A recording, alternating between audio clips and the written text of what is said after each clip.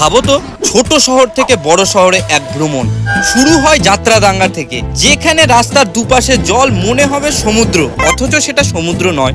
এরপর মালদার ভেতরে একে একে নতুন জায়গার এক্সপ্লোর, শপিং মল ঘোরা, আর শেষে এমন এক পেট পূজা যেটা একেবারে আইবুড়ো ভাতের মতো লাগলো।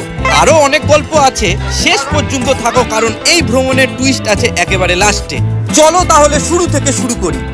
আমাদের যাত্রা শুরু হলো বুনিয়াদপুর থেকে, গন্তব্য যাত্রাডাঙ্গা। কিন্তু মজাটা হলো এই রাস্তা কেবলমাত্র আমাদের পাইলটই জানে। প্রথমবার পা দিচ্ছি আমরা এই অচেনার পথে। জায়গাটা বিশেষত্ব বললে কথাই হয় না রথে। দেখতে লাগবে সমুদ্র, অথচ সমুদ্র নয়, চোখের ধাঁধায় লুকিয়ে আছে অন্যরকম পরিচয়। আর এই দেখো, তোমাদের সাথে গল্প করতে করতে আমরাও প্রায় পৌঁছে গেলাম যাত্রাডাঙ্গার কাছে। কিন্তু ভাই রে ভাই, জায়গাটা দেখে সত্যি অবাক হয়ে গেলাম। মাঝখানে লম্বা রাস্তা আর দুপাশে শুধু জল, একটা অন্যরকম অনুভূতি। শুধু আমরা নয়, আমাদের মতো আরো অনেকে এসেছে এই সৌন্দর্য দেখতে। এখানে নামতেই হঠাৎ দেখি কয়েকটা ছোট্ট ছেলে আমাদের দিকে ছুটে আসছে। কি জানো, তাদের সঙ্গে মিশতে আমাদের একটুও সময় লাগলো না।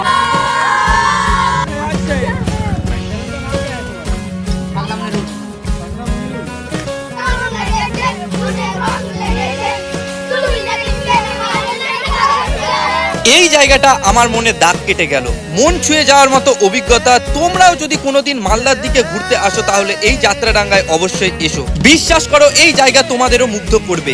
রাস্তার গল্প শেষ হয় না, পথ ডাকে বারবার। মনের ভেতরে যাত্রাডাঙ্গা রবে স্মৃতির আনন্দ পার।